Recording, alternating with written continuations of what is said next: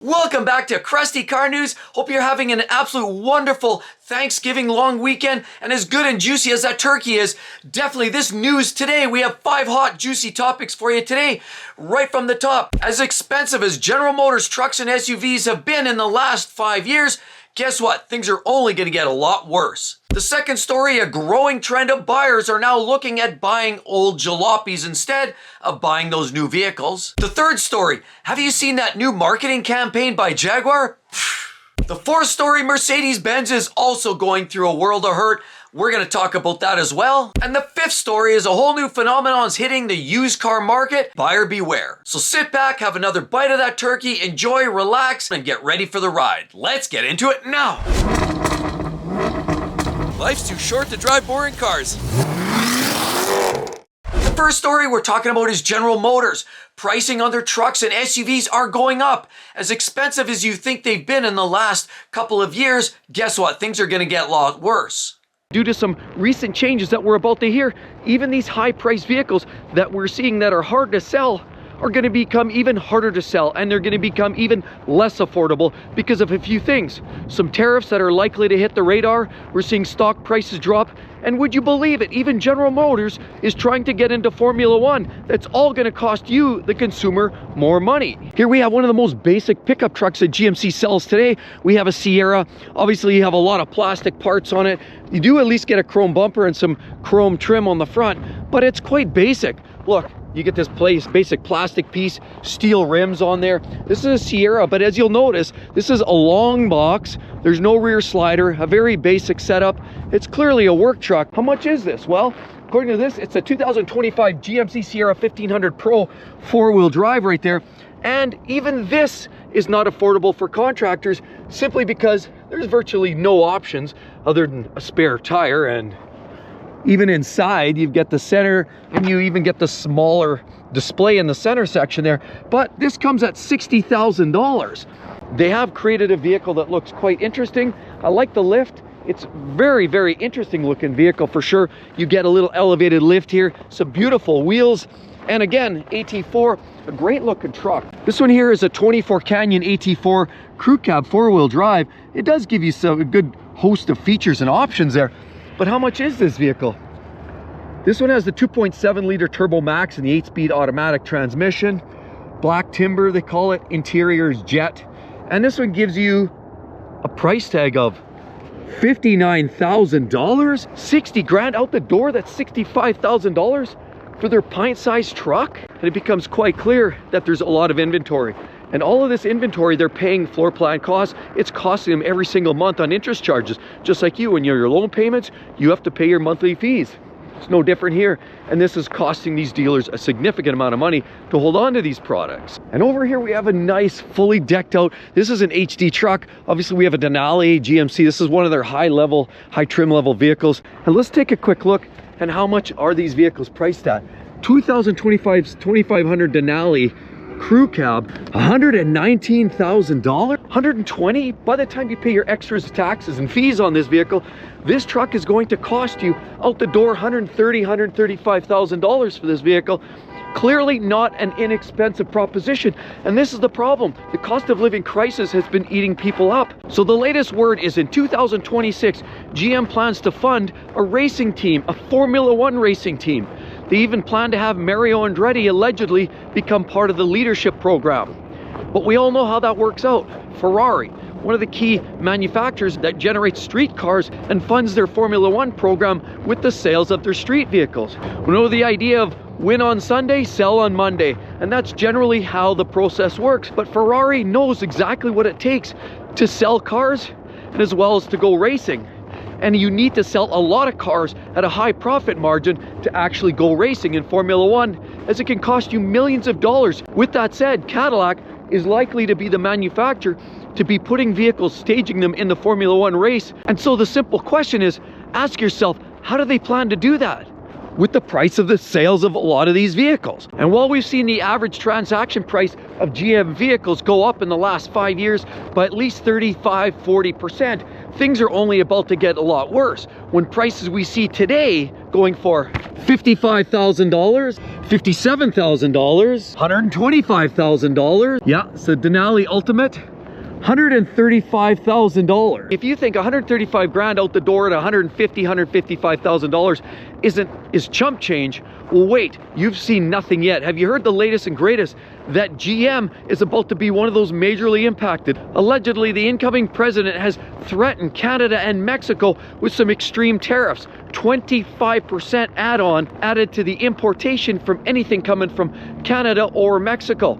And where do you think a lot of these vehicles are manufactured? I mean, just look around. You've got trucks and SUVs all the way down the road here, and lots of this lot is filled up with vehicles that are manufactured in Canada, in Ontario, in Mexico, and scattered throughout. There's a high probability that cost is going to be transferred directly to you, the customer, who's buying one of these new vehicles. So just when everybody thought that, you know what, we're going to get a break, things have to start going down, and while there have been a lot of incentives, the base sticker price of a lot of these vehicles continue to climb, and it doesn't look like it's going to get any better anytime soon. Do you think these new tariffs are going to damage the opportunity for buyers like you and I to be able to get yourself a brand new General Motors truck or SUV?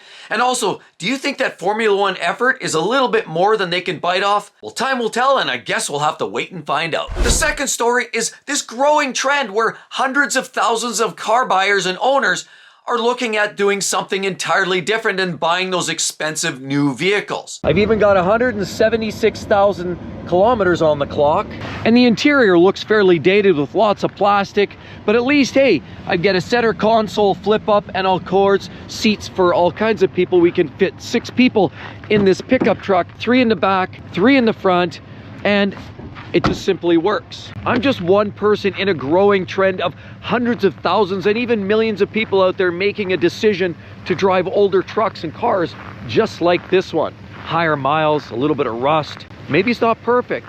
Maybe some of the technology is out of date. But you know what? If you get yourself a decent vehicle that has a solid reputation, you can still get thousands, hundreds of thousands of miles of great service life out of these vehicles. And as you'll notice, we have a pretty straightforward engine here. We have a 4.7 liter V8. This is the Magnum engine, naturally aspirated, very simple. There's your alternator, there's all kinds of extra parts, your air conditioning, your overflow tank, air filters easy to get at, oil filter, everything is accessible. Power steering, even the battery's easy to get at.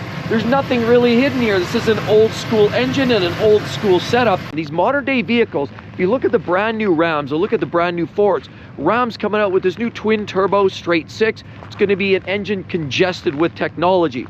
As well, even the outgoing Hemi. You've got the Hemi tick, it's just new enough to be a problem, and it's just old enough to want to get rid of. Ford's got their turbocharged EcoBoost engines, and even GM's had all kinds of lifter issues. But it all comes at the expense of a huge initial pay-in or buy-in cost, $80,000, $90,000, $100,000 for new trucks. Even cars, you can't even find a car under $30,000 anymore. So it's no wonder people are starting to look at older vehicles.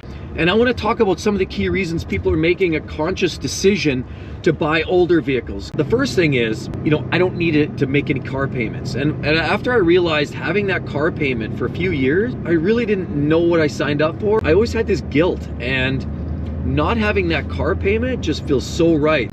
Put that money away, maybe on retirement, maybe investment into a business.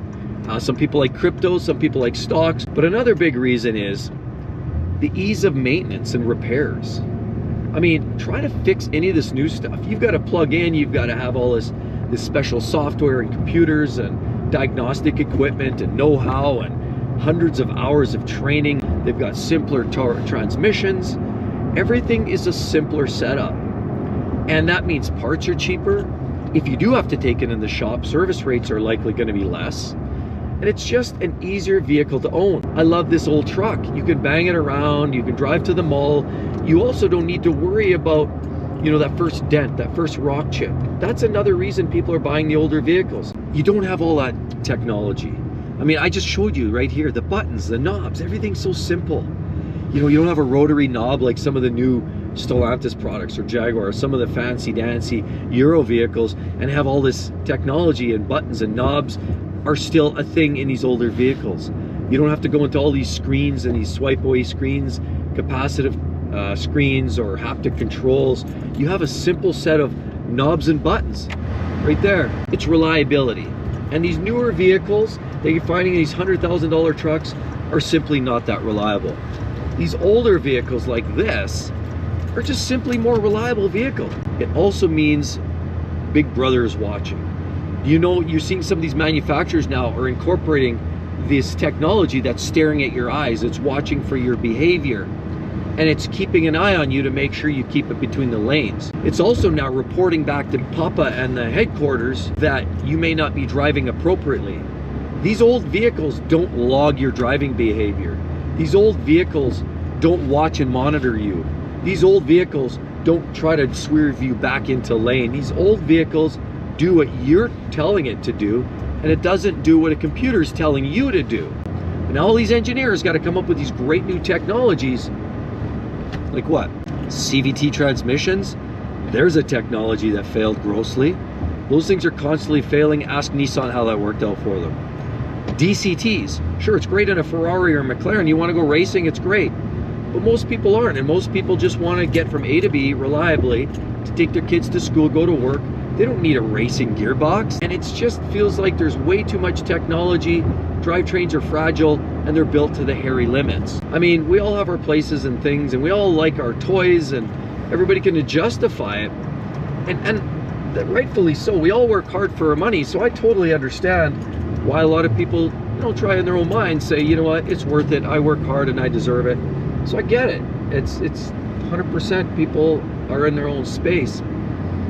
All I'm saying is live within your means. And for me, my own means says, look, I would rather redirect my money in other places. I like driving this truck, and from the driver's seat, other than it doesn't have the big screen, it feels like any other truck I've driven. Sure, it doesn't have as much power. This has got the old 4.7. It barely has enough power to get out of its own way, but that's okay. If something breaks, I can fix it. It's a little thirsty, but you know, ironically, all this new technology and cylinder deactivation is another piece of tech that is destroying engines. Ask General Motors how that's working out for them. Even ask Acura how that's working out for them. So all this newer technology means it's shortening lives on some of these engines, and it's costing you, the consumer, more on the back end paying for that vehicle. And I personally think driving an older vehicle like this and an older truck is a growing trend by a lot of people who are realizing that, well, A, the cost of living crisis is burying them alive, but also, even if they have the money and are living within their means, it's really hard nowadays to justify spending $100,000 on a truck and have those payments, or even spending $50,000 on a mid-sized car that really, you're watching it depreciate out of style. What I quickly realized is late model cars are also going for premium dollars, and a lot of these dealers are playing games, in my own opinion, and pushing people away from even the slightly used vehicles.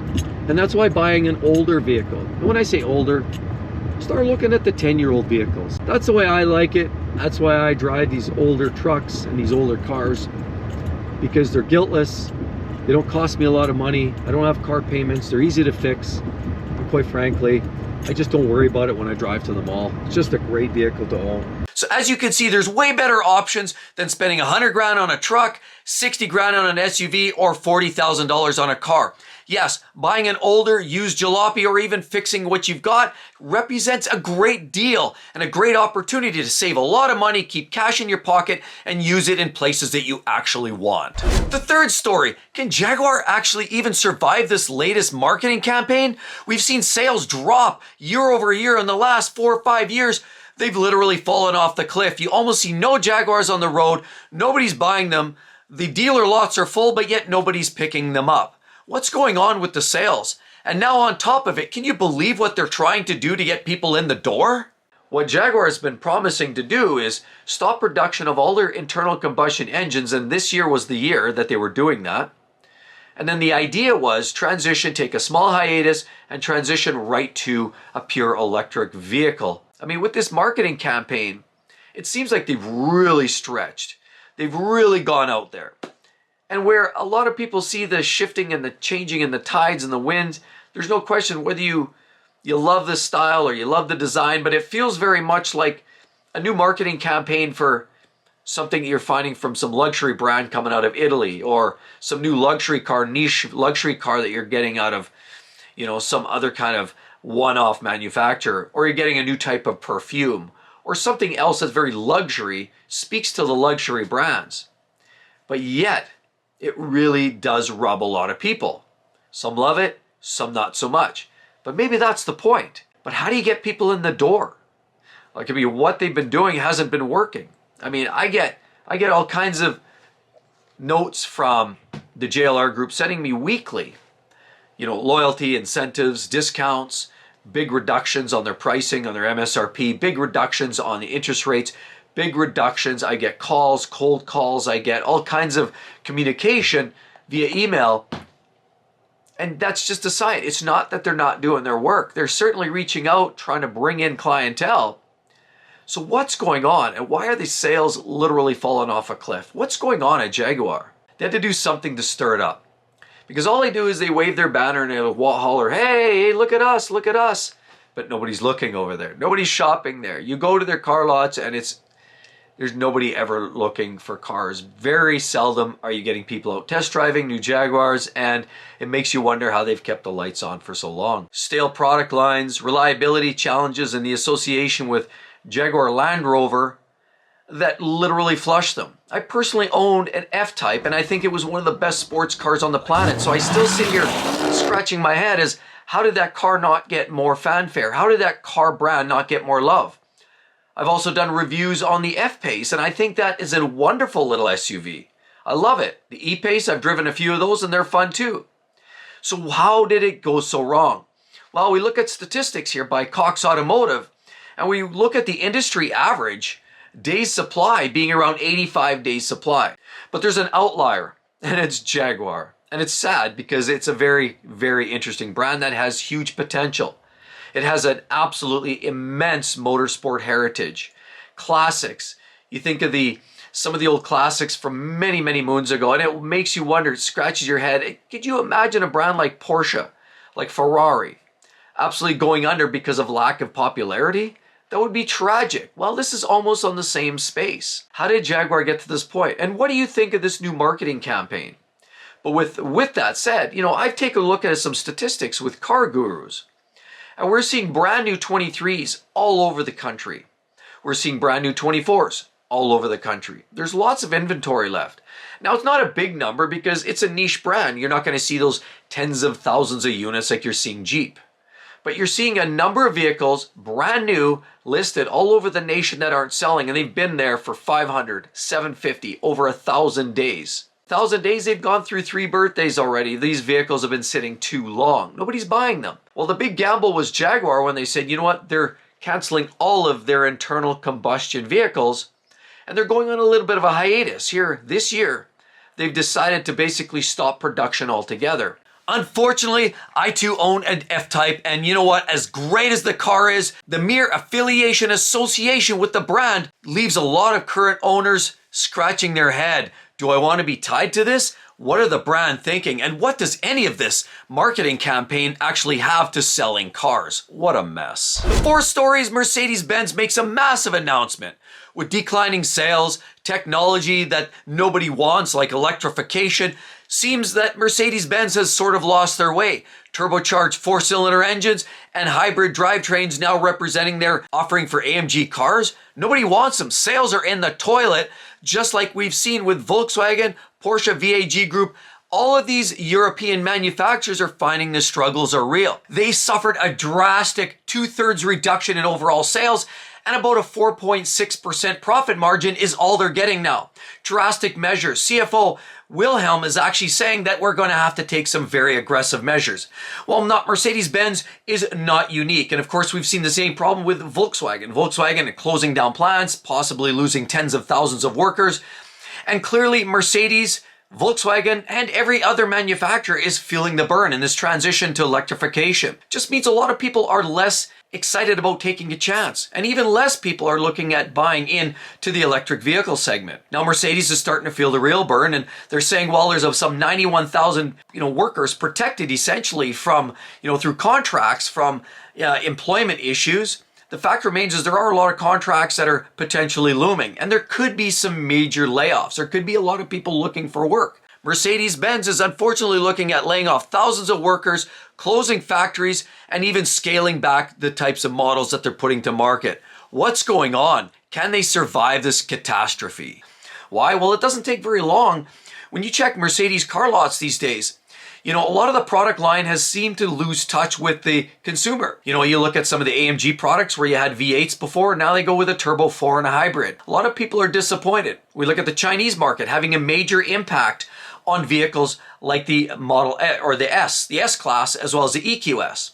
We also notice the EQ, EQS, EQE vehicles of every sort in Mercedes is trying to get thinned out, trimmed down, and Mercedes realizes that a lot of its base clientele was really not interested in that. While they are hopeful that they're able to sell more vehicles coming up, they claim that they're strategically placed to adopt this electrified market or move into this electrified market within about 10 years. They in fact remain more consistent with the idea of switching back more to the internal combustion vehicles or hybrid type technology and finding this sort of halfway house approach. They're looking at possibly trimming down costs, none of which maybe begin and end with layoffs, reduction of models. They're actually looking at reducing the number of models, streamlining a lot of their production, eliminating specific models that may be popular for a lot of consumers, but with sales dropping, or wait a minute, not dropping, falling off a cliff, there's no doubt Mercedes-Benz is struggling.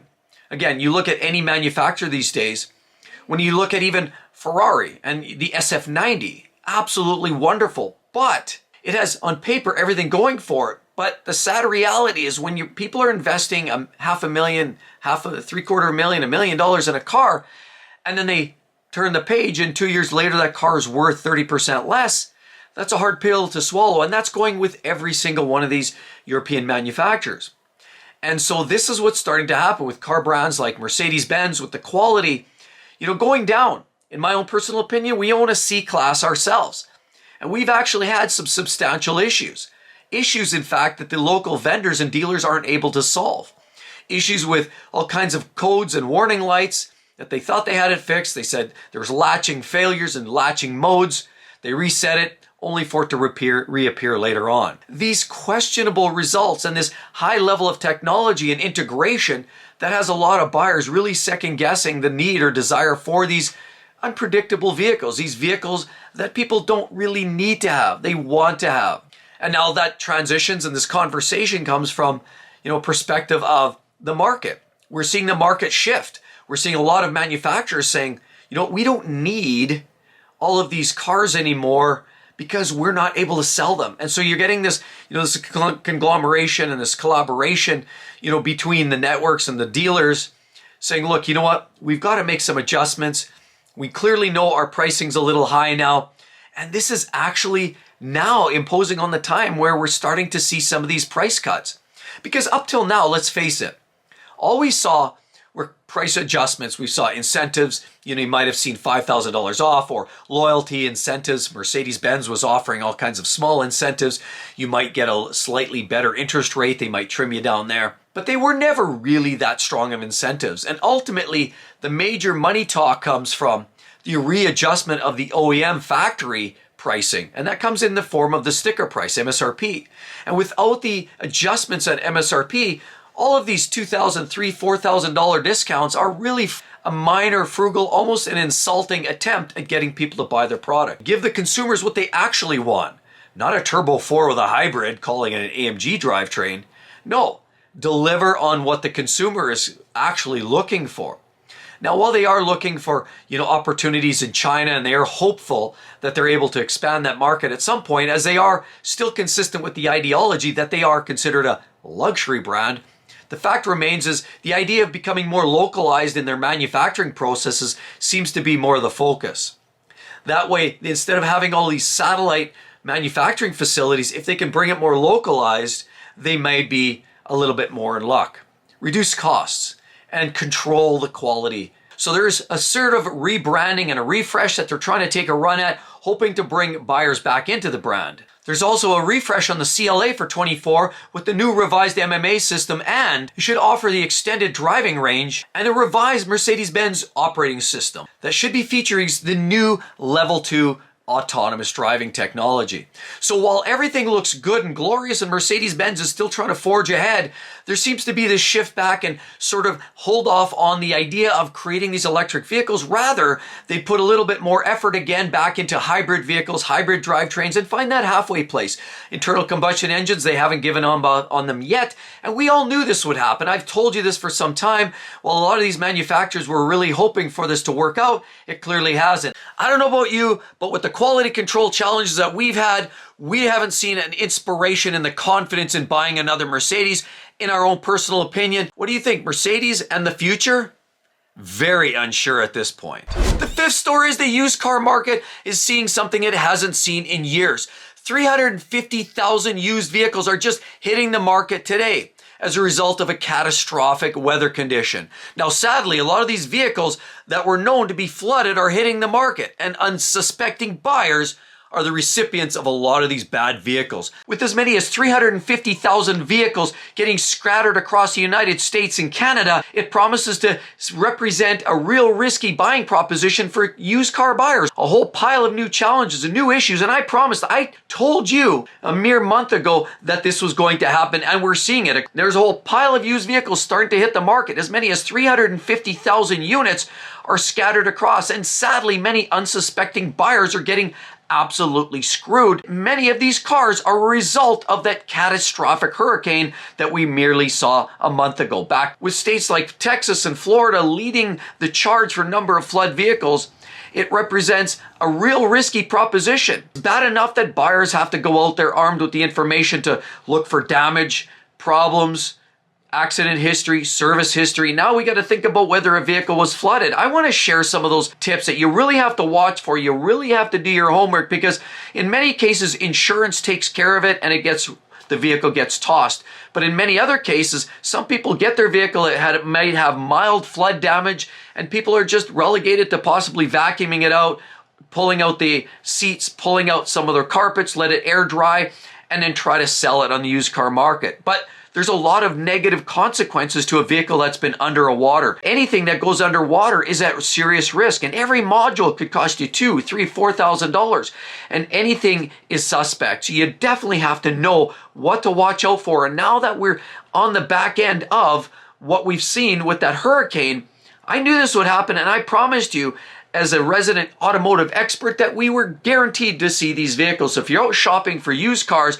make sure that you follow a simple strategy and look for these items that I'm going to share with you to make sure that you don't get caught up buying a flooded out wreck. You know, transmissions, most of them are vented. You get water in there, mixing it around with a transmission, you definitely want to do a flush. You put water above the top of the engine, you're going to get migration of water into the engine. Also a bad scene. Corrosion, as well as mixing with oil, means that you can have a recipe for disaster. Chronic exposure to moisture in electronic components just means you could have intermittent failures, challenges with things working, or intermittently coming and going. And if you start adopting situations like that, where maybe a sunroof works this time and next time it won't, or you're getting some strange lights behind the dashboard, that might be a sign that you've got some water migration going on there. Miami and Fort Lauderdale has seen as many as 23,200 flooded cars. Fort Myers, Florida, and Naples, 11,000 flooded cars. Tampa to St. Petersburg, Sarasota, 8,700 flooded cars. And Orlando to Daytona Beach, Melbourne, you could see as many as 8,500 flooded cars. And sadly, Texas wants to be included in this number game as well, because in Houston alone, based on CarMax numbers, we're seeing as many as 29,000 vehicles were flooded. And as well, Dallas has potentially almost as many as 13,000 vehicles that were exposed to flood damage. So hurricanes have flooded nearly 350,000 cars in 2024 alone, and plenty of those actually wind up in cities on the eastern coast. New York, Chicago, you name it, they get scattered across. And usually people are trying to get them, title wash them, pardon the pun, sending them to other states to get re-registered and of course put them out to market. A lot of times they want to disassociate those vehicles from the founding state where they were initially flooded, so they end up exporting those to other states and people often get snookered. So if you're coming from one of the Eastern Board type of states, beware, exercise extreme caution to make sure you do those checks, because there's a good possibility that somebody threw a bunch of these on the back of a flatbed or on the back of a car hauler and started moving those around the country, only to find out that you, possibly in Minnesota, might be negotiating a deal on a vehicle that was underwater. The first thing you want to be checking for are strange mustiness and odors. That almost seems like a given.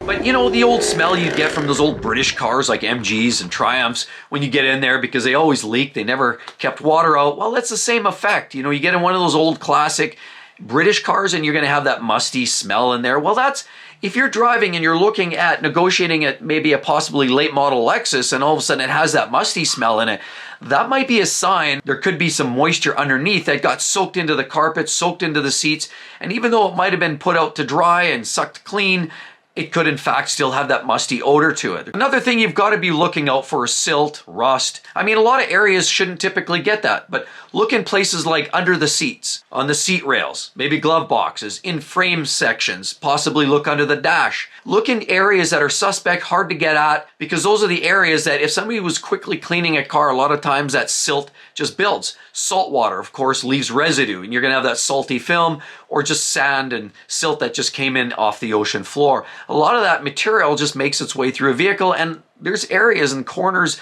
of the vehicle that you can't actually properly clean.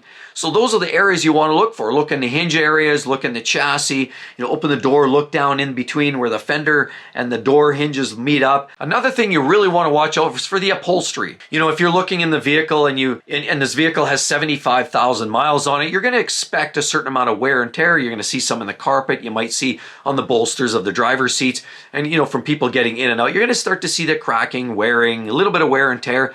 It should be indicative to what your mileage is saying. So if you're saying you're 75,000 miles and a seat looks absolutely brand new, and maybe the back seats look a little more worn, but yet the front seats are new, or vice versa, or maybe this front carpet looked brand new and fresh, but the back carpet isn't, something doesn't match up. Another thing you want to check for are the obvious electrics. Operate everything. If there's a car you're looking at and it's sort of suspect and you don't, it's not definitive as to where it was, make sure you try every electronic device in the car. Everything. It doesn't matter. Take those extra 15, 20 minutes. Try it all. Each power window, power locks. Try the mirrors, front and back, left and right. Try it all. Sunroof, operate it all. Headlights, low beams, fog lights. Try all your backup camera. Even try all your safety equipment. Try your infotainment system. Everything.